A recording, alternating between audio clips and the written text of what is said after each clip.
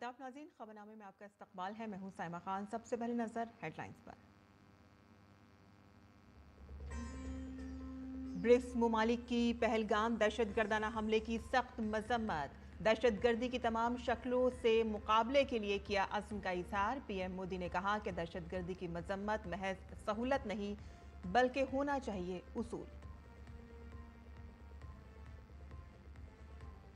वज़ीर-ए-आज़म नरेंद्र मोदी ने गैर मुस्तहकम आलमी निज़ाम में ब्रिक्स की अहमियत बढ़ाने पर दिया जोर। कहा कि ब्रिक्स को कसीर जहती दुनिया का रहनुमा बनाने पर किया जाए गौर।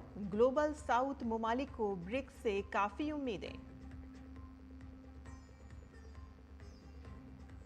दिल्ली में आज से दिफाई अकाउंट्स डिपार्टमेंट की कंट्रोलर कॉन्फ्रेंस। वज़ीर दिफा राजनाथ सिंह करेंगे इफ्तिताह। बजट, अकाउंटिंग रिफॉर्म और इस्लाहात साजी जैसे मौज़ूआत पर की जाएगी बात।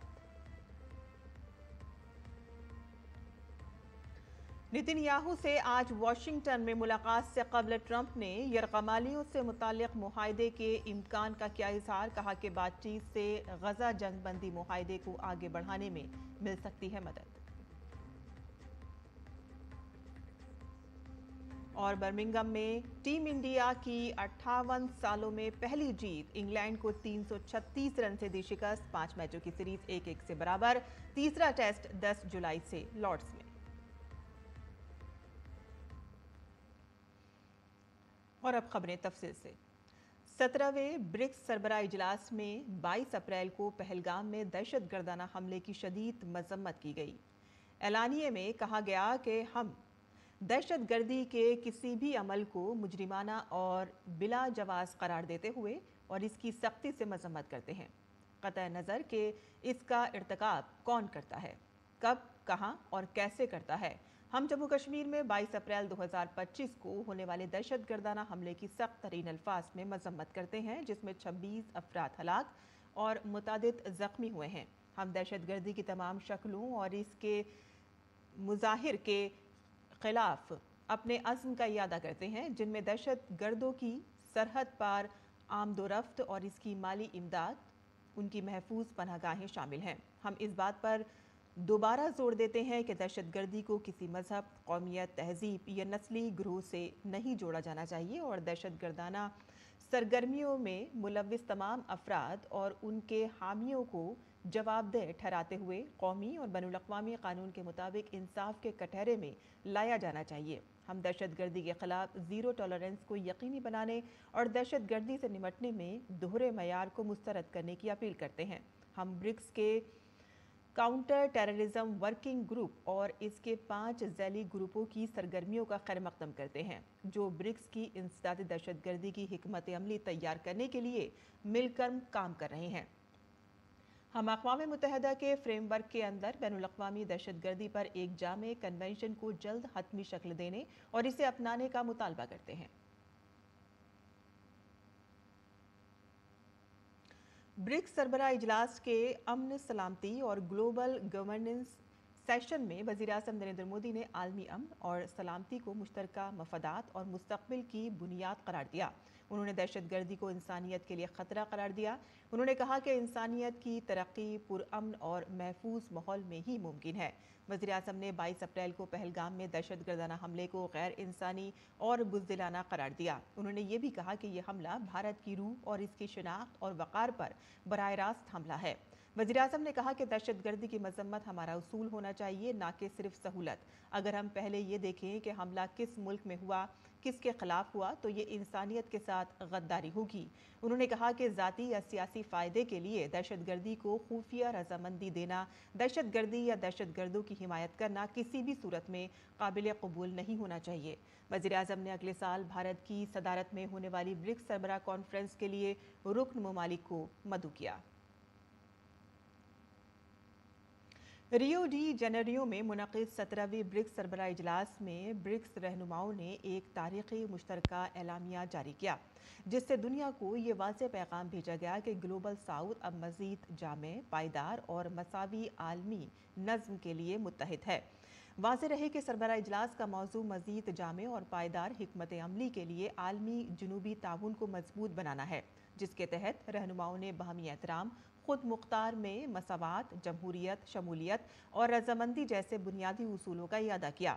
اعلامیے میں 3 بڑے اقدامات کا اعلان کیا گیا۔ ان میں موسمیات سے متعلق مالی پالیسیوں پر برکس رہنماؤں کا فریم ورک اعلامیہ، مصنوعی ذہانت پر عالمی گورننس پر مشترکہ بیان اور بیماریوں کے خاتمے کے لیے شراکت داری شامل ہے۔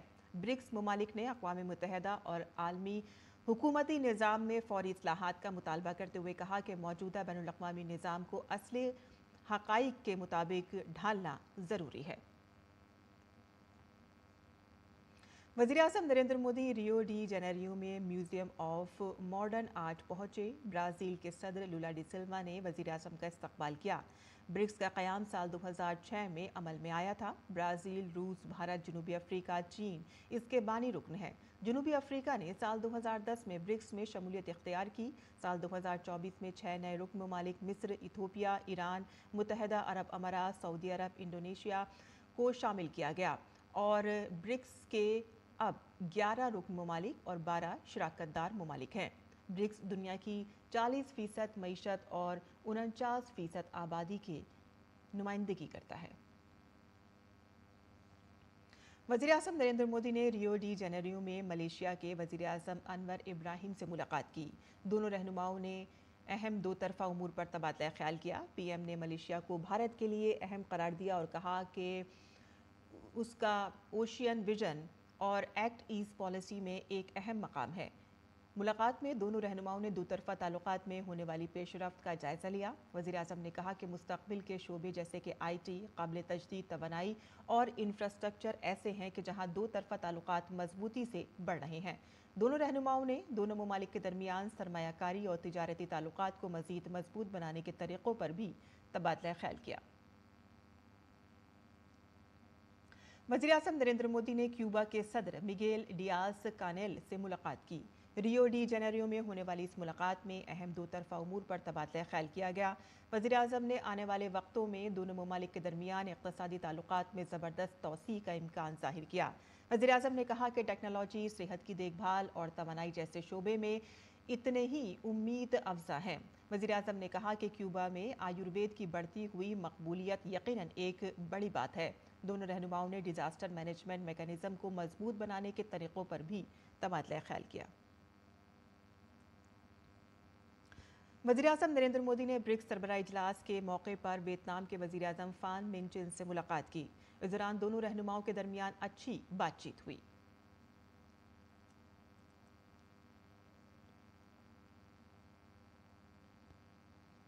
وزیراعظم نریندر مودی نے ارجنٹینا کے اپنے دورے میں دارالحکومت بیونس آئرس میں گرودیو رابندر ناتھ ٹیگور کے مجسمے پر خراج عقیدت پیش کیا۔ وزیراعظم نے خراج عقیدت نے ایک بار پھر سے رابندر ناتھ ٹیگور کے 1924 میں ارجنٹینا کے دورے کو گرودیو کے لیے وزیراعظم کے احترام کو زیر بحث لا دیا ہے اور اس نے یقینی طور پر دنیا کے مختلف حصوں میں پھیلے بنگالی لوگوں کے ذہنوں اور دلوں کو متاثر کیا ہے۔ دیکھتے ہیں ہمارے نمائندے دھیرج کمار کی یہ report.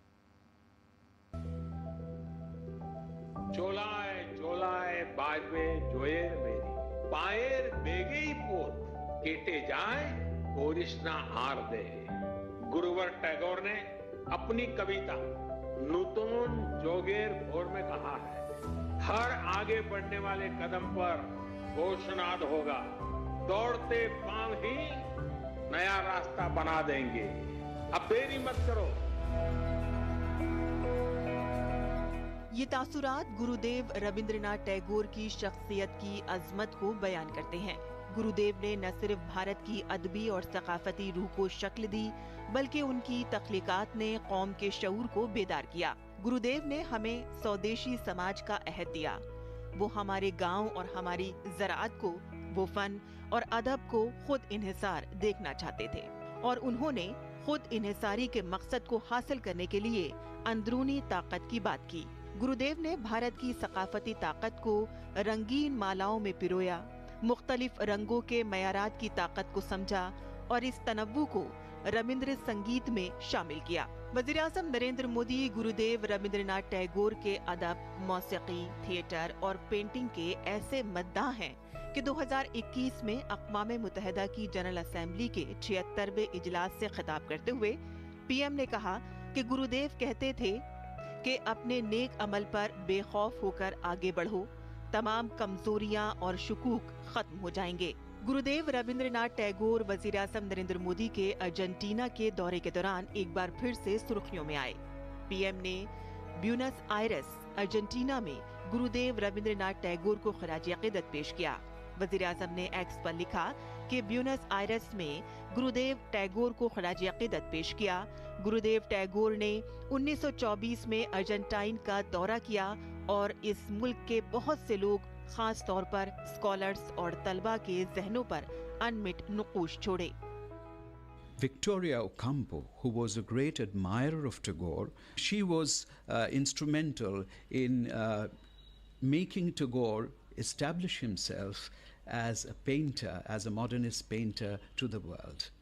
Now, this cultural bridge has been established in 1924, and with the Prime Minister visit to Argentina, this has re-established. We have Shankho Ghosh's very, very famous book, Ocampo Robindranath, Ketuki Kushari Dyson's Robindranath O Victoria Ocampo Shandhane, a beautiful book. So there is already a live thread of research on Tagore and Victoria Ocampo, and this totally and directly connects to the cultural exchange between the two countries. So I think this will actually provide further impetus to the research that might actually be going on. Buenos iris میں گرودیو ٹیگور کو ان کی یادگار پر خراج عقیدت پیش کرتے ہوئے وزیر اعظم نے دنیا بھر میں پھیلے بنگالی لوگوں کے دلوں کو چھو لیا ہے۔ تمام بھارتی، خاص طور پر بنگالی، اپنے قومی ثقافتی ورثے اور بھارت کی سرحدوں سے باہر بھارتی تہذیب کے پھیلاؤ پر فخر محسوس کرتے ہیں۔ دھیرج کمار کی report, D D news Urdu خبریں۔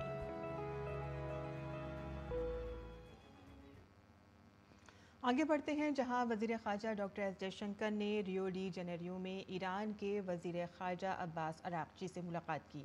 دونوں رہنماؤں نے حالیہ علاقائی واقعات پر تبادلہ خیال کیا۔ وزیر خارجہ نے اس ملاقات پر خوشی کا اظہار کیا۔ اور دراصل وزیر خارجہ ڈاکٹر ایس جے شنکر اور روسی وزیر خارجہ سرگئی لاوروف نے ریو ڈی جنیرو میں ملاقات کی۔ ان دونوں وزرائے خارجہ کی ملاقات 17ویں برکس سربراہی اجلاس کے دوران ہوئی۔ ملاقات میں دو طرفہ تعاون، مغربی ایشیا، برکس اور ایس سی او پر تبادلہ خیال کیا گیا۔ وزیر خارجہ ڈاکٹر ایس جے شنکر نے ریو ڈی جنیرو میں میکسیکو کے خارجہ امور کے سیکریٹری سے ملاقات کی۔ دونوں رہنماؤں نے صحت، ڈیجیٹل ٹیکنالوجی اور خلا جیسے شعبوں میں شراکت داری کو آگے بڑھانے پر تبادلہ خیال کیا۔ وزیر دفاع راجناتھ سنگھ آج نئی دلی میں کمپٹرولر کانفرنس 2025 کا افتتاح کریں گے۔ 3 روزہ کانفرنس کا اہتمام محکمہ دفاع کے اکاؤنٹس کے محکمے نے کیا ہے اور اس سال کی کانفرنس کی تھیم دفاعی مالیات اور اقتصادیات کے ذریعے مالیاتی مشورے، ادائیگیوں اور اکاؤنٹس میں تبدیلی ہے۔ یونٹ میں 8 اعلیٰ سطحی پیشہ ورانہ اجلاس ہوں گے اور اس میں بجٹ اور اکاؤنٹنگ اصلاحات، اندرونی آڈٹ کی تنظیم نو، باہمی تحقیق، قیمتیں طے کرنے میں نیا طریقہ کار اور صلاحیت کی تعمیر جیسے شعبوں کا احاطہ کیا جائے گا۔ کانفرنس میں محکمہ دفاع، civil services, academia, think tanks اور دفاعی اور مالیاتی شعبوں سے تعلق رکھنے والے اسٹیک ہولڈرز شرکت کریں گے۔ ہر روز سینکڑوں یاتری شری امرناتھ مندر درشن کے لیے پہنچ رہے ہیں۔ یہاں آنے والے عقیدت مندوں کا جوش و خروش قابل دید ہے۔ دراصل یاتریوں کا 5واں گروپ پہلگام کے ننوان بیس کیمپ سے درشن کے لیے روانہ ہو گیا ہے۔ بہت خوش ہے، ایسا لگ رہا ہے ہم سورگ میں آئے ہیں، کیونکہ اس طرف ہمارا پہلا راؤنڈ ہے آنے کا، تو ایسا لگ رہا ہے ہم لوگ سورگ میں آئے ہیں۔ بہت اچھا ہے، اپنے پریوار کو چھوڑ کے اتنی سرکشا کے لیے ہم لوگوں کے لیے یہاں پر ہے، دیش کے لیے یہاں پر ہے، بہت اچھا لگ رہا تھا۔ اور یہ بھاونا ہر دیش واسیوں میں ہونی چاہیے، لیکن جو وہ لوگ کرتے ہیں شاید وہ ہم نہ کر پائے، لیکن کوشش کریں گے جتنا ہم سے ہو سکے، ہم لوگ دیش پریم کی بھاونا کے ساتھ میں آگے بڑھیں گے۔ من میں تو بہت اتساہ تھا کہ ہمیں جانا، لیکن پھر کچھ سمے بعد باتیں سن کر ایسا لگ رہا تھا کہ پتہ نہیں جا پائیں گے یا نہیں جا پائیں گے، کیسا ہوگا کیا ہوگا، لیکن یہاں آنے کے بعد ایسا لگا کہ نہیں، ہم بالکل سرکشت ہیں اور سرکشت جائیں گے اور واپس بھی آئیں گے۔ صاف صفائی اور جو کمانڈو ہے، سیکیورٹی، وہ بھی بہت اچھی ہے۔ سبھی لوگ एक दूसरे का उत्साह भी बढ़ा रहे हैं कि जाइए जाइए, यहाँ पर बहुत सारी सुरक्षा है, आपको कुछ नहीं होगा। इस प्रकार से बहुत ही, लेकिन सब कुछ बहुत ही सिस्टमेटिक ढंग से है। इससे मन में यह विश्वास हो गया कि हमें कुछ नहीं होगा। पहले और 16, 17 और 19 तक आया था, कोविड तक अब नहीं आया, अभी आया था इधर। ये बहुत बढ़िया है, ये सुरक्षा बढ़िया है, बंदर बढ़िया है, आदमी लोग बढ़िया है, मौसम भी बढ़िया है, बहुत बढ़िया है। हर हर महादेव। अच्छी व्यवस्था है, खाने से लेके रहने तक का सारा इंतजाम बहुत अच्छे से किया। सिक्योरिटी गार्ड भी बहुत अच्छी है, सारी व्यवस्थाएं बहुत अच्छी। हमारा जैसा देश है वैसा हमेशा शांति से बना रहे, बस ये चीज का प्रार्थना। मोदी हमेशा रहे, है और रहे जी। और मौसम की बात करें तो दिल्ली एनसीआर के कई हिस्सों में कल रात से शुरू हुई बारिश आज सुबह तक जारी रही। दिल्ली वालों को तवील इंतजार के बाद बारिश की वजह से कुछ राहत मिलती नजर आ रही है। उत्तर प्रदेश के कई इलाकों में कल से बारिश का सिलसिला जारी है। मुरादाबाद में मूसलाधार बारिश की वजह से कई इलाकों में पानी जमा हो गया है। महकमा मौसमियात ने अगले 5 से 6 दिनों के दौरान शुमाल मगरबी, वस्ती और शुमाल मशरक़ी भारत में शदीद बारिश की पेशगोई की है। महाराष्ट्र में भी अगले 2 दिनों तक शदीद बारिश का इम्कान है। महकमे मौसमियात के मुताबिक इस माह 11 जुलाई तक उत्तराखंड और मशरक़ी राजस्थान में मुख्तलिफ मकामात पर शदीद बारिश का इम्कान है। हरियाणा, चंडीगढ़ और पंजाब के मुख्तलिफ मकामात पर भी 10 जुलाई तक मूसलाधार बारिश का इम्कान है। अगले 7 दिनों के दौरान कोंकण और गोवा और गुजरात के इलाकों में कई मकामात पर शदीद बारिश का अंदेशा है। गैर मुल्की खबरों की बात करें तो नेतन्याहू से आज वाशिंगटन में मुलाकात से कबल ट्रंप ने यरकमालियों से मुताल्लिक़ मुआहदे के इम्कान का इज़हार किया है। उन्होंने कहा कि बातचीत से गजा जंगबंदी मुआहदे को आगे बढ़ाने में मदद मिल सकती है। वाज़ेह रहे कि इजराइल और हमास के दरमियान कतर में गजा के यरकमालियों और जंगबंदी के मुआहदों के हवाले से बातचीत जारी है। तो वहीं इजरायली वज़ीर आज़म बेंजामिन नेतन्याहू आज वाशिंगटन में ट्रंप से मुलाकात करेंगे। वाशिंगटन के लिए रवाना होने से कबल नेतन्याहू ने दोहा में दोबारा शुरू होने वाले जंगबंदी मुज़ाकरात में शरीक इजरायली मुज़ाकरातकारों को वाज़ेह हिदायत दी थी कि वो उन शर्तों के तहत जंगबंदी करें जिसे इजराइल ने तस्लीम किया है। हमास पहले ही कह चुका है कि वो इजराइल के साथ 60 रोज़ा जंगबंदी की तजवीज़ पर फौरी तौर पर बातचीत के लिए तैयार है।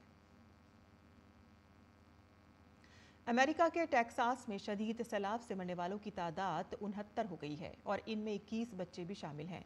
41 अफराद ताहाल लापता हैं। सिर्फ केर काउंटी में 21 बच्चों समेत 59 अफराद हलाक हो चुके हैं। यहाँ दरियाए गवाडालूप के करीब वाक़े समर कैंप से 11 लड़कियां और 1 काउंसलर भी अभी तक लापता है। दरहकीकत शदीद बारिश की वजह से दरियाए गवाडालूप में तोग़यानी आ गई। दरिया में पानी की सतह तकरीबन 26 फुट तक बढ़ गई, जिसके बाइस कई गाड़ियां और मकानात बह गए।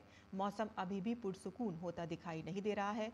नेशनल वेदर सर्विस ने वस्ती टेक्सास के लिए सैलाब की वार्निंग जारी की है और ऐसे में बारिश की वजह से राहत और बचाव के कामों में मुश्किलें आ सकती हैं। और नाज़रीन, अब पेश है दिल्ली से शाये होने वाले उर्दू अखबारात का मुख्तसर जायजा।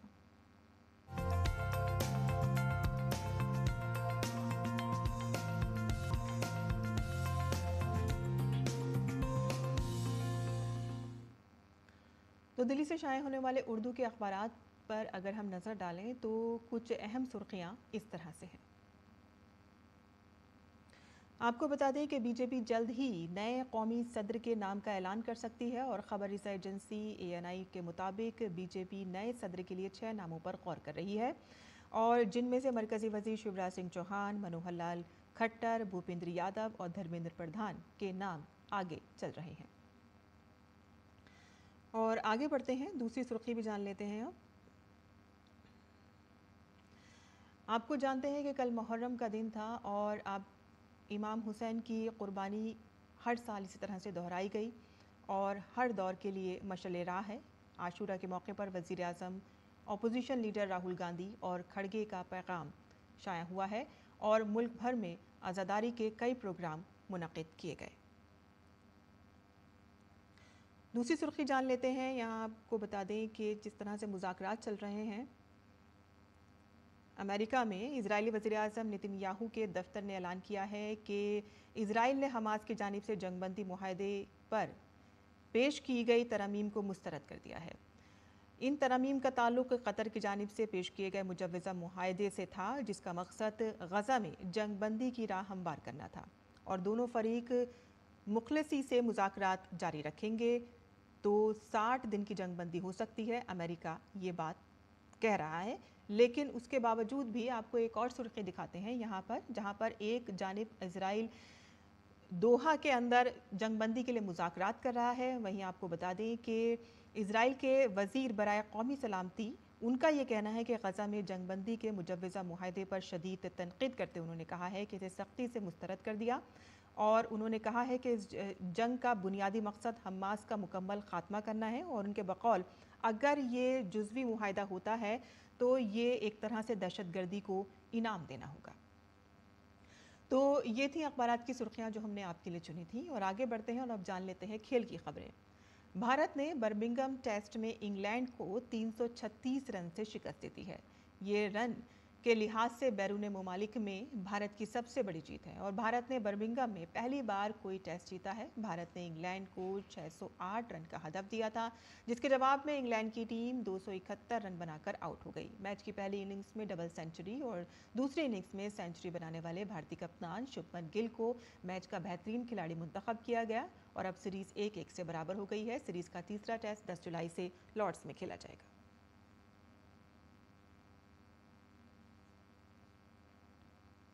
और शुभमन गिल की कप्तानी में भारत ने बर्मिंघम में खेले गए दूसरे टेस्ट मैच में इंग्लैंड के खिलाफ बड़े फर्क से शानदार जीत दर्ज की है और इस जीत के साथ ही शुभमन गिल और भारत के नाम कई रिकॉर्ड्स दर्ज हो गए हैं। भारत ने अब 5 मैचों की सीरीज़ 1-1 से बराबर कर ली है। भारत की इस जीत से क्रिकेट शायकीन बहुत खुश हैं। शायकीन ने भारतीय टीम और कप्तान शुभमन गिल को मुबारकबाद दी है और आइंदा मैचों में भी फतह की उम्मीद जाहिर की है। बहुत ही अच्छा परफॉर्मेंस रहा है ये। इंग्लैंड पे पहली बार एजबेस्टन में हम जीते हैं और अर्शदीप और सिराज ने 5-5 विकेट लिए हैं। बहुत ही अच्छी परफॉर्मेंस रही है। Overall team performance and batting performance Shubman Gill ने भी बहुत अच्छी परफॉर्मेंस की है। बहुत ही अच्छी इनिंग्स शुभम गिल की, जिन्होंने पूरा मैच सेटअप करा और उसके बाद आकाशदीप वंडरफुल बॉलिंग और चाहे वेदर ने थोड़ा घबरा दिया, डरा दिया, बट उसके बावजूद हमने बिल्कुल मैच सही से पकड़ा और जीता। Well, I would say England must be having hard time today because this Shubman Gill's team is no different and they are here for win. I'm telling you, since they lost the match at Leeds, they wanted to prove themselves. Gautam Gambhir, as Gambhir, he was serious and he wanted to show the world this team is going to rock back. And that's what they did. And I'm telling you, Lords is going to be no different at all. Because Shubman Gill, this man, is going to be staying there, hitting centuries back to back, making history. I'm so happy and it was my first cricket match and I'm really happy India won. पर हमने विराट और रोहित को बहुत miss किया। We missed Virat and Rohit. Akashdeep is super bowling and it was not very difficult to get the 10 wickets. We waited, but India's really good. We came all the way from Manchester. It's really worth coming, and this is our first match. Really enjoyed watching it. Great atmosphere here. Really good. और Birmingham test में तारीखी फतेह के बाद भारतीय कप्तान शुभमन गिल और bowler Mohammad Siraj के नाम एजबेस्टन ऑनर बोर्ड में शामिल कर लिए गए हैं। बर्मिंघम टेस्ट में भारतीय कप्तान शुभमन गिल ने शानदार बल्लेबाजी की और दोनों इनिंग्स में मजमूई तौर पर 430 रन बनाने में कामयाबी हासिल की। उन्होंने पहली इनिंग्स में 269 और दूसरी इनिंग्स में 161 रन बनाए और इसके साथ ही पहली इनिंग्स में तेज गेंदबाज मोहम्मद सिराज की शानदार 6 विकेटों की मदद से भारत बर्मिंघम का किला तोड़ने में कामयाब हो गया। बर्मिंघम में भारत ने पहली बार कोई टेस्ट जीतने में कामयाबी हासिल की है। और अब पेश है मुल्क भर के मौसम का हाल।